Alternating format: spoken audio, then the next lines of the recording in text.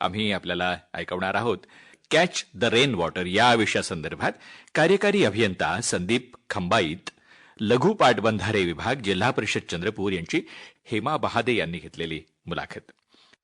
श्रोतेहो, catch the rain हे भारत सरकारच्या जलशक्ती मंत्रालयाने सुरू केलेले एक महत्वाचे राष्ट्रीय जलसंवर्धन अभियान आहे.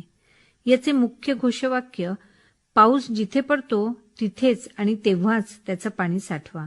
Catch the rain where it falls when it falls हे आहे. पावसाचे पाणी जमिनीत जिरवणं फार महत्वाचं आहे. वाहून जाणारे पावसाचे पाणी विविध रचनांद्वारे जमिनीत मुरवणं आज काळाची गरज आहे. कारण भूजल पातळी कुठेतरी कमी होताना दिसते आहे. श्रोतेहो, विहिरी, बोरवेल आणि भूजल पातळीचे पुनर्भरण करणे हे देखील तितकंच महत्वाचं आहे. यात सर्वसामान्य नागरिकांचा सहभाग आज आवश्यक आहे. पाणी बचतीसाठी गावोगावी किंवा शहरांमध्ये जनजागृती करून लोकचळवळ निर्माण व्हायला हवी. श्रोतेहो, उन्हाळ्यातील तीव्र पाणी टंचाईची समस्या कमी करण्यासाठी हे अभियान फार महत्वाचं ठरेल. पाण्याचा योग्य ताळेबंद राखला जातो. श्रोतेहो, मागील काही वर्षापासून शौचखड्डे, वॉटर हार्वेस्टिंग यासारख्या जमिनीत पाणी मुरवणाऱ्या महत्वाच्या बाबींकडे कुठेतरी दुर्लक्ष झालेलं होतं. पण आज या अभियानाद्वारे, या उपक्रमाद्वारे नक्कीच याकडे लक्ष देण्यात येईल. श्रोतेहो, कॅच द रेन हे कॅम्पेन पावसाळ्याच्या आधीच सुरू झालेलं. या अभियानामध्ये लोकांना मोठ्या प्रमाणात सामील करण्यात येणार असून यामुळे एक प्रकारची जलशक्ती अभियानाची चळवळ देखील उभी केली जाणार आहे. जमिनीतील पाण्याची पातळी वाढवणे, लोकांमध्ये पावसाच्या पाण्याबद्दल जागरूकता निर्माण करणे आणि पाण्याचं संवर्धन करत या मोहिमेसाठी लोकांना पुढे आणणे हे या अभियानाचे मुख्य हेतू आहे. तर श्रोतेहो, याच कॅच द रेन या अभियानासंदर्भात आज आपण जाणून घेणार आहोत आणि त्यासाठी आज आपण आपल्या आकाशवाणी स्टुडिओमध्ये आमंत्रित केलेलं आहे संदीप खंबाईत, कार्यकारी अभियंता, लघु पाटबंधारे विभाग, जिल्हा परिषद चंद्रपूर यांना. सर, कार्यक्रमात आपलं अगदी मनापासून स्वागत आहे. नमस्कार सर. नमस्कार सर, सध्या कॅच द रेन हे अभियान सुरू आहे, तर या अभियानासंदर्भात काय सांगाल? नेमकं हे अभियान म्हणजे काय आहे सर? कॅच द रेन हे अभियान म्हणजे एकदम सोपं आहे. आपला पाऊस जेव्हा पडतो, जिथं पडतो तो तिथेच अडवायचा आणि जमिनीत मुरवायचं ते पाणी. अच्छा. जेणेकरून भूगर्भातील पाण्याची पातळी उंचावेल. अच्छा. भविष्यातला आपला जो टंचाईचा धोका आहे तो कमी होईल. अच्छा. जसं आपण आपल्या अशी एक संकल्पना असते का आपण पाणी फक्त मोठ्या धरणातनं किंवा मोठ्या प्रकल्पातनंच आपल्याला मिळेल, पण तसं नाही. आपण छोट्या छोट्या गोष्टी करून म्हणजे घरावर पडणारं पावसाचं पाणी, शेतात वाहून जाणारं पावसाचं पाणी, हे सगळे आपण एकतर पुनर्भरणाद्वारे किंवा रेन वॉटर हार्वेस्टिंग करून आपण जमिनीत साठवू शकतो. आणि तेच पाणी आपण मग आपल्याला जेव्हा पाण्याची दुर्भिक्षता भासते त्यावेळेस आपण त्याचा वापर करू शकतो. बरोबर आहे सर. तर सर, हे जे अभियान आहे हे सुरू करण्यामागचा नेमका उद्देश काय आहे सर? सध्या कसं आहे का आपलं मोठ्या प्रमाणात आधुनिकीकरण होत आहे. बरोबर. आपण सिमेंटच्या जंगलात राहतोय आणि वातावरणातली बदल एवढे भयंकर झालेले आहेत का एकदम थोड्या कालावधीत खूप मोठ्या प्रमाणात पाऊस पडतो आणि ते पाणी एकाच वेळेस पडल्यामुळे ते जमिनीत मुरण्यासाठी तेवढा त्याला पुरेसा कालावधी मिळत नाही आणि ते वाहून जातं, वाहून समुद्राला मिळतं, ते वायात जातं. आपल्या दृष्टीने त्याचा काहीच उपयोग राहत नाही. तर आपण म्हणजे रेन वॉटर हार्वेस्टिंग किंवा शोषखड्डे खोदून जर त्याच पाण्याला जमिनीत मुरवण्याचा प्रयत्न केला तर आपली जमिनीची पाण्याची पातळी वाढेल आणि आपल्याला ते लॉंग टर्म साठी ते पाणी आपल्याला वापरात येऊ शकतं. अगदी अगदी.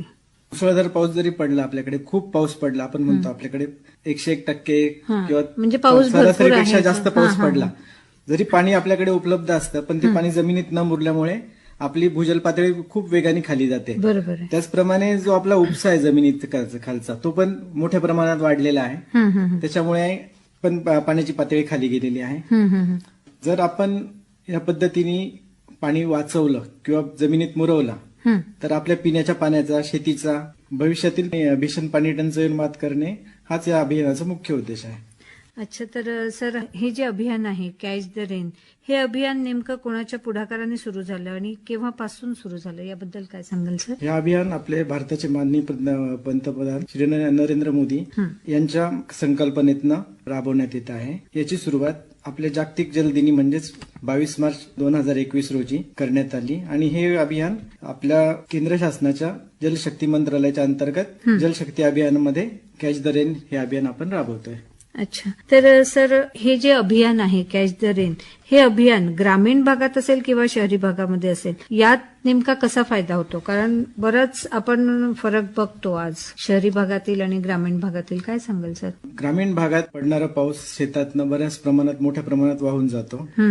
जर आपण विहिरींना किंवा बोरवेलला शोषखड्डे घेऊन जर ते पाणी तिथेच मुरवलं तर विहिरीची पाण्याची पातळी वाढते आणि उन्हाळ्यात जे आपल्याला पाणी कमी पडतं तिथं आपली पाण्याची गरज ते भागवतं. अच्छा, त्याचप्रमाणे छोटे छोटे आपण कंटूर बंडिंग सारखे उपाययोजना केल्या तर जी जमिनीची धूप होते आणि आपली सकस जमीन जी वाहून जाते तीच आपण ऱ्हास होण्यापासून आपण वाचवू शकतो. अच्छा, आणि शहरी भागात जे आपल्या घराच्या छतावर पाणी पडतंय ते आपण रेन वॉटर हार्वेस्टिंग करून एकतर टाक्यांमध्ये किंवा जमिनीत टाक्या खोदून त्याच्यात जर पाणी आपण अडवलं आणि ज्यावेळेस आपल्याला पाणी टंचाईचा सामना करावा लागतो त्याच वेळेस जर ते पाणी वापरलं आपण किंवा घरगुती पाण्या कामासाठी पिण्या व्यतिरिक्त इतर ठिकाणी कुठे वापरायचं असेल तर आपण तिथे वापरू शकतो ते पाणी. अगदी अगदी सर. तर सर जसं आज आपण बघतो की पाण्याचा वापर भरपूर करताना सर्वसामान्य व्यक्ती दिसतात आहे, बरेचदा काही गोष्टी लक्षात येतात पण ते त्याप्रमाणे वागत नाही, किंवा जसं आता गाडी धुवायची असेल किंवा अंगण धुवायचं असेल, म्हणजे अशा बऱ्याच गोष्टी आणि खास करून मला वाटतं यात महिलांचा सहभाग जास्ती आहे किंवा ते वापरणं कशा पद्धतीने. जसं गाडी पण धुवायचं असेल तर सरळ ते पाईपचा वापर करून पाण्याचा वापर जास्ती करत असतात. असं बरेचदा घडतं आणि त्यामुळे बरेचदा आपण बघतो की उन्हाळ्यात पाणी टंचाई, बऱ्याच ठिकाणी असा दुष्काळ आहे. तर पावसाचं पाण्याचं संकलन करणे हे आवश्यक आज आहेच. आपल्याला काय वाटतं सर? खरंच आवश्यकता आहे त्याची. आता हवामान बदलामुळे पावसाचे स्वरूप बदललेलं आहे. बरोबर आहे. कमी दिवसात जास्त पाऊस पडतो. जास्त पाऊस पडल्यामुळे आपल्याकडे पुराचाही धोका वाढतो आणि दुसरीकडे जे पाणी वायात जात आहे ते समुद्राला जाऊन मिळते ते आपल्याला वापरण्यासाठी मिळत नाहीये. बरोबर. जर आपण ह्या पाण्याचे संकलन केलं, जे आपण घरगुती वापरासाठी जे रोजचं पाण्याचा अपव्यय करतो, गाडी धुण्यासाठी समजा नळीचा वापर न करता बादलीत पाणी घेऊन वापरलं, अगदी जे आपले गळके नळ आहेत ते वेळेवर बंद केले, ब्रश करताना किंवा दाढी करताना, भांडे घासताना, भांडे धुताना, कपडे धुताना जे नळ सुरू ठेवून करतोय ते आपण एका बादलीत पाणी घेऊन जरी केलं तरी आपण पाण्याची बचत करू शकतो त्याच्याद्वारे. अगदी पाण्याचा वापर करून झाल्यानंतर जे पाणी आपण वाया जाऊ देतो किंवा गटारीला जाऊन मिळतं ते पाणी जर आपण शोषखड्ड्याद्वारे योग्यरित्या मुरवलं तर आपण परत त्या पाण्याचा भविष्यात वापर करण्यासाठी जमिनीत मुरवू शकतो ते पाणी. खरंच आहे. आपल्या दैनंदिन जीवनशैलीमध्ये ज्याप्रमाणे आपण पाण्याचा वापर करत असतो तर काही ठिकाणी असं दिसून येतं की ते उगाचच वाया चाललेलं पाणी आहे. पण काळाची गरज बघता हे आपल्याला लक्षात ठेवायला हवं आणि पाणी वाचवायला हवं, कारण पुढची पिढी आहे आणि पुढच्या पिढीला हे जे निसर्गाचं देणं आहे हे तोपर्यंत पोहोचणार नाही. तर सर भूजल पातळी वाढवण्यासाठी या अभियानाची भूमिका नेमकी काय आहे याबद्दल काय सांगाल सर आपण? भूजल पातळी वाढवण्यासाठी आपल्याला एकात्मिक दृष्टिकोन अंगीकारून ज्या गोष्टी आपल्याला करणं शक्य आहे, जसं छतावरील वाया जाणारं पाणी साठवणं, शेततळ निर्माण करून शेतात पाणी आपण अडवू शकतो, बोरवेल विहीर यांचं पुनर्भरण करू शकतो, डोंगर उतारावर समजा आपण कंटूर बंडिंग सीसीटी सारखे उपाययोजना केल्या तर पाण्याच्या प्रवाहाचा वेग कमी होऊन धूप थांबेल, त्याच्यासोबतच पाणी मुरण्यास मदत होईल. बरोबरच. गावागावांमध्ये जे जुने पाझर तलाव नद्या नाले आहेत त्याच्यामध्ये मोठ्या प्रमाणात गाळ साचलेला असतो. तो गाळ साचला तरी पाणी साठ्यातही वाढ होते आणि पाणी जमिनीत मुरण्यास पण त्याची मदत होते. बरोबर. पाण्याच्या प्रवाहात छोटे छोटे बंधारे बांधून आपण पाण्याचा प्रवाहाचा वेग कमी करू शकतो. त्याद्वारे देखील आपण भूगर्भातील पाणी साठा वाढण्यास मदत करू शकतो. नक्कीच नक्कीच. आणि याच्यात नागरिकांनी स्वतः भाग घेतला तर ती स्वतःची साधन संपत्ती असं धरून जर प्रत्येकाने विचार केला तर त्याचा नक्कीच जास्त फायदा होईल. अगदी अगदी. प्रत्येकाचं ते कर्तव्य आहे आणि त्याचा फायदा त्याचा लाभ नक्कीच प्रत्येकच नागरिकांना नक्कीच मिळेल. तर सर सामान्य नागरिक या अभियानात कसा सहभागी होऊ शकतो असं आपल्याला वाटतं सर? आता आपण एका घरात राहतो, त्या घराच्या छतावर जे पडणारं पाणी आहे ते पाणी आपण एकत्रित करून एखादी जमिनीखाली भूमिगत टाकी घेतली किंवा आपल्याला जसे जागेच्या उपलब्धतेनुसार एखाद्या हौदात वगैरे पाणी टाकलं तर ते पाणी आपण भविष्यासाठी वापर करू शकतो. जेव्हा आपल्याकडे पाण्याची कमतरता असेल त्यावेळेस त्या पाण्याचा वापर केला किंवा दैनंदिन इतर गरजांसाठी आपण जर ते पाणी वापरलं तर आपल्याला येणारं जे शुद्ध पाणी आहे ते वाचलं जाईल, त्याचा अपव्यय होणार नाही. शेतात शेततळे करून विहिरीच्या साईडला किंवा बोरवेलच्या साईडला शोषखड्डे म्हणजे सोकपीट तयार करून आपण त्याचं पुनर्भरण करू शकतो. सोसायट्या शहरांमध्ये ज्या मोकळ्या जागा आहेत तिथं वाया जाणाऱ्या पाण्याला जर आपल्याला जागा मिळाली तर आपण तिथे शोषखड्डे घेऊन तिथं पाणी मुरू शकतो. बरोबर आहे. आणि मुख्य म्हणजे अभियानात सहभागी होण्यासाठी जो आपण वापरलेला थेंबन थेंब तो योग्य कारणासाठीच वापरला गेला पाहिजे. त्याचा अपव्यय कसा टाळता येईल याकडे जास्त लक्ष दिलं तर सोयीचं होईल आपल्याला ते. नक्कीच सर. तर सर, जसं शेतकरी आणि विद्यार्थ्यांनी या अभियानातून काय शिकावं असं आपल्याला वाटतं सर, काय सांगाल आपण? एकच सांगायचं त्याच्यामध्ये, पाण्याचा प्रत्येक थेंब अमूल्य आहे हे आपण सगळ्यांनी समजून घेतलं पाहिजे. पाण्याचा काटकसरीने वापर केला पाहिजे, त्याचा अपव्यय टाळला पाहिजे आणि निसर्गाशी जुळवून घेत जल संवर्धनाला आपली जीवनशैली बनवून इतरांमध्ये जनजागृती केली पाहिजे. नक्कीच सर. तर सर, महाराष्ट्रात हे अभियान प्रभावीपणे राबवण्यासाठी कोणती उपक्रम नेमकी राबवल्या जात आहे? आपण गावोगावात जलसंधारणाअंतर्गत नाला खोलीकरण, तलावातील गाळ काढणे, पाझर तलाव, शेततळे याच्यासारखे संरचना निर्माण करणे, पुनर्भरण, सोकपीट घेणे, डोंगर उतारावर कंटूर बंडिंग, सीसीटी सारखे उपाययोजना करणे यासारखे आपण हे करतोय.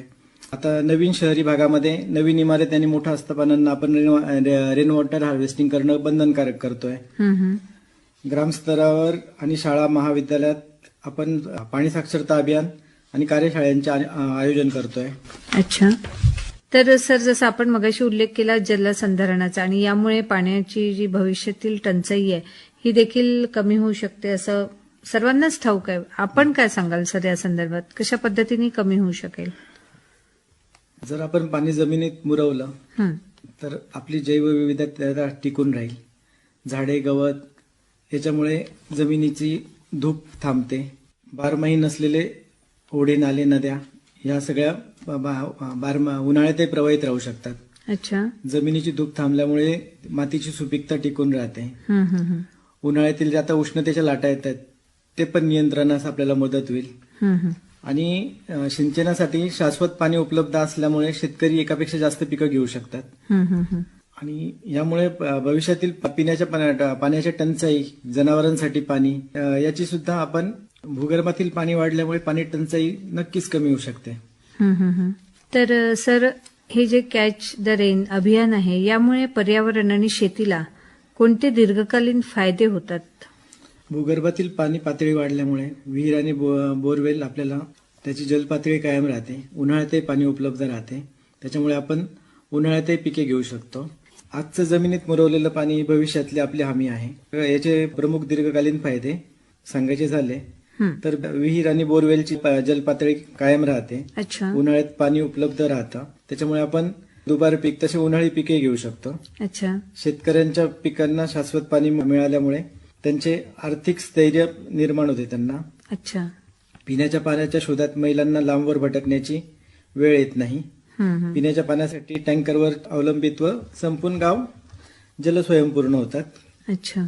अशा पद्धतीने या अभियानाचा पर्यावरण आणि शेतीला दीर्घकालीन फायदे होतात. तर सर, नागरिकांनी घरच्या घरी पावसाचे पाणी साठवण्यासाठी नेमके कोणते उपाय करावे? जसं मगाशीच आपला विषय निघाला की प्रत्येक व्यक्तीचं पाणी वापरण्याचं प्रमाण हे भरपूर आहे. आज आपण बघतो जसं उन्हाळ्यातही बऱ्याच ठिकाणी आपण बघतो की झाडांना पाणी देणं ठीक आहे, पण पूर्ण अख्खं अंगण झाडणं असेल, धुणं असेल, किंवा जसं मगाशी आपण उल्लेख केला की गाडी धुताना पाईपचा वापर करतात, त्यापेक्षा जर बादलीने पाणी घेतलं, किंवा भाज्या धुताना महिलांनी ते पाणी जे आहे भाज्या धुतलेलं ते झाडांना टाकायला हवं. अशा या दैनंदिन जीवनशैलीमध्ये अगदी छोट्या छोट्या गोष्टी असतात, पण त्या आपल्या लक्षात देखील येत नाहीत. आपण काय सांगाल सर? बरोबर आहे. आपण समजा हे जे वाया जाणारं पाणी आहे त्याचं व्यवस्थित नियोजन करून, म्हणजे भाज्या धुतली, जसं आपण म्हटलात की भाज्या धुतलेलं पाणी आपण झाडांना टाकलं, किंवा पावसाळ्यात आपल्या घराच्या छतावर भरपूर पाऊस पडतो, तो आपण एखाद्या पाईपद्वारे भूमिगत किंवा जिथं शक्य आहे तिथं टाकी बसून आपण त्या टाकीत पाणी साठवलं तर हे पाणी आपल्यास उपयोगात येऊ शकतं. घराच्या बोरवेलच्या अवतीभोवती शोषखड्डे घेतले तरी आपण ते पाणी जमिनीत मुरवू शकतो.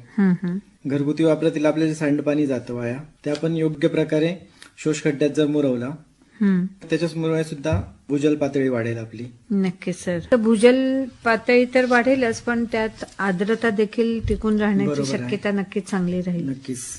तर सर, या अभियानाबाबत श्रोत्यांना आपण कार्यक्रमाच्या सरतेशेवटी काय संदेश द्याल? पाण्याचा थेंब हा निसर्गाचा अमूल्य ठेवा आहे. आज आपण पाण्याचा प्रत्येक थेंब जर साठवला तरच उद्याच्या हरित आणि समृद्ध जीवन आपल्यासाठी सुरक्षित राहील. कॅच द रेन अभियानात जर आपण सक्रिय सहभाग घेतला आणि यासाठी आपल्याला सांगतो कॅच द रेन अभियानात आपण सक्रिय सहभाग घेऊ आणि वसुंधरेचे जलसंचय चक्र बळकट करू. तर सर, आज आपण आकाशवाणी स्टुडिओत आलात आणि जे शासनाच्या वतीने जे अभियान राबवण्यात येत आहे कॅच द रेन, या अभियानासंदर्भात आपल्या श्रोत्यांना छान उपयुक्त अशी माहिती दिली, त्याबद्दल आकाशवाणीच्या वतीने मनापासून आभारी आहे. धन्यवाद सर. धन्यवाद मॅडम. श्रोते हो, आपल्या घरात, गृहनिर्माण संस्थेत, शाळेत, कार्यालयात किंवा उद्योग परिसरात रेन हार्वेस्टिंगची व्यवस्था उभारून जलसंवर्धनाच्या चळवळीत सहभागी होऊया. चला तर यंदाच्या पावसाळ्यात एक संकल्प करूया. जिथे पाऊस पडतो तिथेच पाणी जिरवूया. प्रत्येक थेंब जपूया. नमस्कार. तर शेतकरी बंधू आणि भगिनींनो, आत्ताच आपण कॅच द रेन वॉटर या विषयासंदर्भात कार्यकारी अभियंता संदीप खंबाईत, लघु पाटबंधारे विभाग, जिल्हा परिषद चंद्रपूर यांची हेमा वाहदे यांनी घेतलेली मुलाखत ऐकली.